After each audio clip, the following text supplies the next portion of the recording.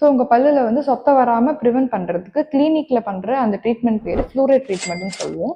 So ஃப்ளூரைடுன்றது அது வந்துட்டு ஒரு எலிமெண்ட். அது வந்துட்டு உங்கள் பல்லை வந்துட்டு ரொம்ப ஸ்ட்ரென்த்தாக வச்சுக்கும். அதே மாதிரி கேரிஸ் வராமல் அது வந்து ப்ரிவென்ட் பண்ணும். ஸோ இந்த ட்ரீட்மெண்ட் ரொம்ப சிம்பிளான ஒரு பெயின்லெஸ் ரொம்ப குவிக்காக முடிகிற ஒரு ட்ரீட்மெண்ட். இதில் என்ன பண்ணுவோம் அப்படின்னாக்கா, இந்த ஃப்ளூரைட் வந்துட்டு எதர் வார்னிஷ் ஃபார்மில் இருக்கும், ஜெல் ஃபார்மில், இல்லாட்டி ஃபோம் ஃபார்மில் இருக்கும். அதை வந்துட்டு நம்ம வந்து டீத்தில் வந்துட்டு அப்ளை பண்ணிவிட்டு ஒரு சர்டன் அமௌண்ட் டைம் வெயிட் பண்ணிவிட்டு அதுக்கப்புறம் அதை வாஷ் பண்ணிட்டோம் அப்படின்னாக்கா அந்த ஃப்ளூரைடோட ஃபுல் பெனிஃபிட்ஸ் வந்துட்டு அந்த ட்ரீட்டில் வந்துட்டு நமக்கு கிடைக்கும்.